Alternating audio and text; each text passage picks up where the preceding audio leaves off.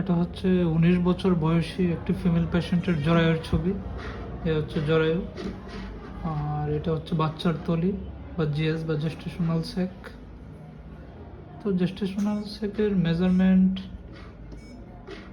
দেখা গেল বা ওনার হিসাব অনুযায়ী ওনার হচ্ছে 8 সপ্তাহ বা 2 মাসের প্রেগনেন্সি।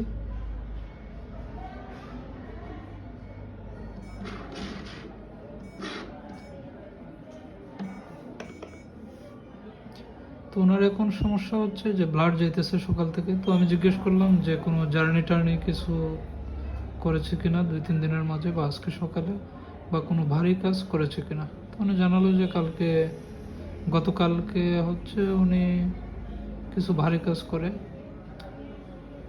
কাপড় ধোয়া বা পানি আনা নেওয়া করে, মানে ঘরের কিছু ভারী কাজ করে। তো আজকে সকালে হচ্ছে ওনার ব্লাড যাইতেছে।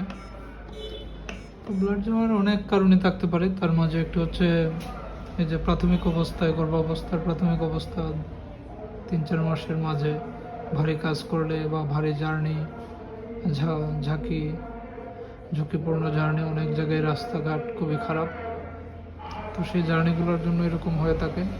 অনেকের ক্ষেত্রে দেখা যাচ্ছে যে ওষুধ গ্রহণের পরে এই যে গাইনি স্যার ম্যাডামরা যে ওষুধ দেন এবং সম্পূর্ণ বেড রেস্ট নিতে বলেন, ওষুধ নেওয়ার ফলে অনেকের ক্ষেত্রেই এই যে বাচ্চাটি হার্টবিট আসে বা ফিটাল পুল দেখা যায় কিছুদিনের মাঝে।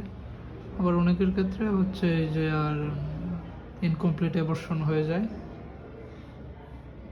কমপ্লিট অ্যাবর্শনও হয় অনেকের।